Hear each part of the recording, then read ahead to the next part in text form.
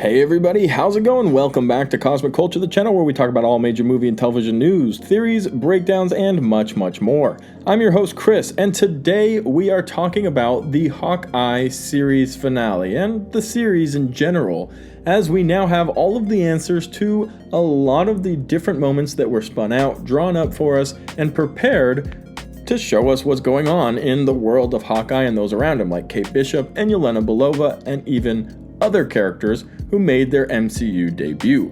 The purpose of this video is we're going to do an ending explained, talking about all of the dots, how they connected, and what they mean moving forward for the MCU. Consider subscribing to the channel if you love to stay up to date on news like this, MCU, DC, and much, much more. We're covering it daily here on the channel. Also turn on that notification bell so you don't miss out on any of our uploads.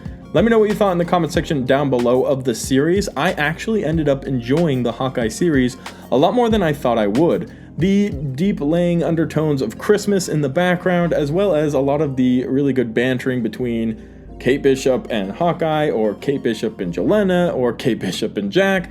It was a lot of fun to watch, and I had a great time doing so. That being said, however, the finale did let me down just a little bit because I was waiting for that big wow moment, and we never actually got it. However, let's jump into the finale, the ending explained of the Hawkeye series. So for starters, we were expecting and hoping to get a ton of different reveals and answers, like what was going on with Yelena, why did she want Clint dead so badly, what did Valentina want, what was going on with Kingpin, who was revealed and made his MCU debut, who's the real bad guy behind everything, and it ended up being Kate Bishop's mom. Is Jack a bad guy, a good guy, is he a joke, what's the story, and so much more, including the very ominous watch. And we got answers for most of it, and I would say the majority of them were underwhelming, but the show as a whole was a lot of fun. Let's start with talking about Clint and Kate Bishop. This was Kate Bishop's big, huge entrance into the MCU, and I do feel like she's going to play a very important role moving forward, probably honestly leading the Young Avengers, since she's had actual one-on-one training with one of the core and original Avengers.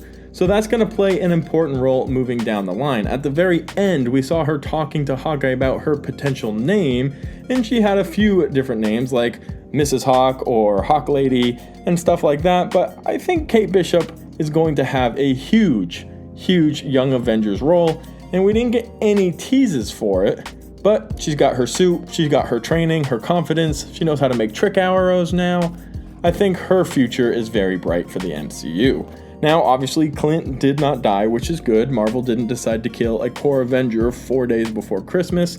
However, he made it back home Christmas Day, he talked to his wife, he saw his kids, they opened presents, he brought Kate, whose mom is now in jail and dad is dead, and doesn't have anywhere to go. He even said, "I picked up a few strays," referring to Kate and Lucky the pizza dog.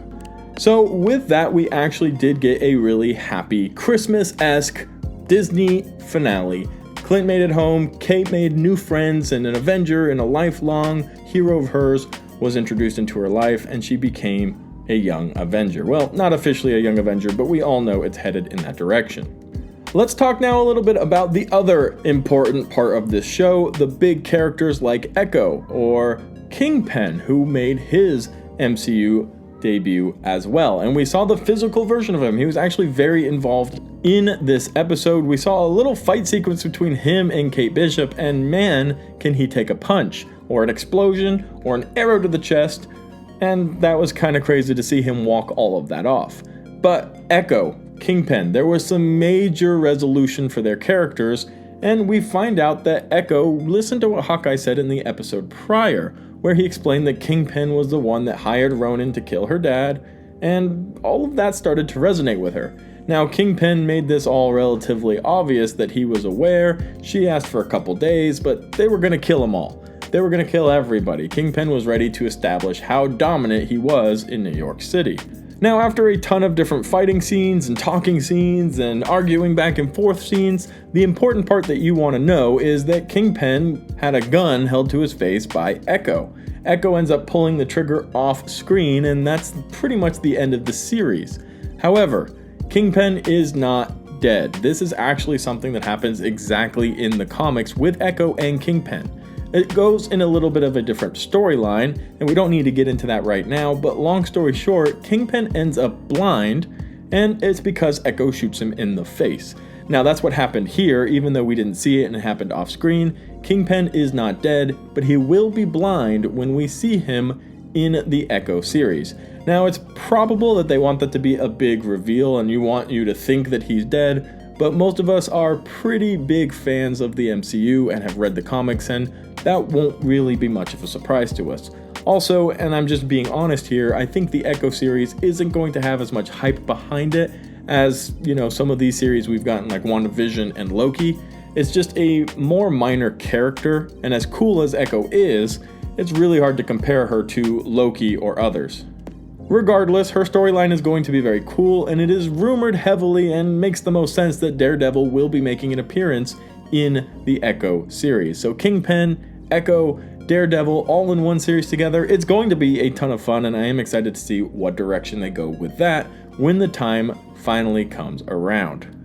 Now we need to talk about the next big revelation from the Hawkeye series, and that is Yelena Belova. And man, I fell in love with her character. She is so much fun to watch on screen. Her and Kate Bishop had a ton of fun sequences, including in this finale where they had a whole fight chat scene where Yelena wants to be nice to Kate, but she's in the way because Yelena wants to kill Clint, and Kate's Clint's friend. It's all kind of this crazy, hilarious, comedic session. But we don't actually get as much as far as reveals go for this character as I was hoping to, and that's definitely something that was missing from the finale for me. We find out and get that whole resolution between Hawkeye and Yelena where they talked about Nat, and after Hawkeye got punched a bunch of times over and over again, she finally listened to what he had to say, and they had some nice resolution. She didn't end up killing him as he made it home for Christmas on time, and I think they bonded a little bit, which is good, because she's going to be important moving forward in the MCU. Now, when we saw her at the end of Black Widow, she was told by Valentina, who's been recruiting some strays around the MCU, that she had to go kill the person that killed her sister. And that was resolved, but what wasn't resolved is why was Valentina talking to Yelena? I was expecting a post-credit scene where we were going to hear from Valentina, but she was nowhere to be seen, and the post-credit scene was, in my opinion, the worst post-credit scene in the history of Marvel post-credit scenes. But the actual resolution for Yelena's character, or further plot building for her character, we didn't get it. Now, I'm very, very certain we'll be seeing her further down the line, but now I'm not sure in what capacity because of the lack of future explanation of the character, and it was one of the bigger disappointments of the series for me, was they brought in Yelena, she did a fantastic job, and then she kind of just disappears. There's no furthering her story, and I can't wait again to see what they do with this character, and hopefully it involves Kate Bishop, because the two of them were perfect on screen together. And finally, the watch. This very important and ominous watch that we didn't know what it was, but got a lot of teasing about its importance and involvement in the series. It actually became a very important side quest that Echo was hunting down as she had the watch, and we saw from Clint and his wife that there was something going on with them and that watch. Now, at the very end, the final moments of the series, it was revealed that on the back is the S.H.I.E.L.D. logo, and it had the number 19, which probably is a reference to Agent 19, which means Laura, Hawkeye's wife, was Mockingbird. Now, we all kind of guessed and figured that out, which ruined the big surprise, because it was relatively obvious. They were basically spoon-feeding it to us, but that, again, was the end of it. There was no further explanation or post-credit scene of a flashback or even a mention of what it meant and what the significance was moving forward. And I'm having a hard time really thinking what the significance is other than a cool reveal, because Hawkeye's story's gotta be pretty much done. I think we will be getting a season 2 with Hawkeye, and that might be when we get some of this stuff explained. Some of these very lame revelations of Yelena, and then Laura, Mockingbird, Echo kind of just disappears. So I'm hoping that we'll get further storyline from a second season. There is no official confirmation for this. However, it seems like the option is very much on the table, and I would say even likely. I would imagine in this second season they can set up the Young Avengers platform, we can learn more about Mockingbird, and instead of these reveals being just kind of boring and not there, they're more cliffhangers for what will become in Hawkeye Season 2. Now, again, like I mentioned, this isn't a confirmed thing to be happening. We don't know for sure if we're getting a second season. It just seems like it's going to make the most sense moving forward in this category. Because Hawkeye just disappears, it's just over for him. Is he going to show up in a different movie somewhere down the road? I can't imagine which one. So we're just waiting right now.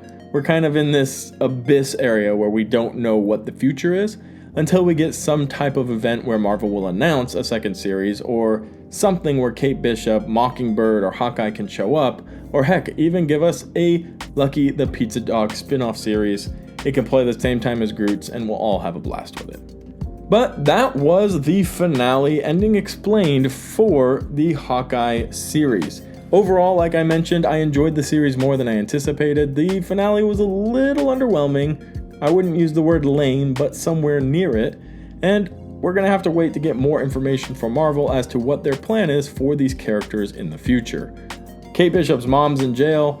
Jack disappears in the night. Hawkeye's back home. Kate Bishop moved in with them and has a dog and is going to become a superhero.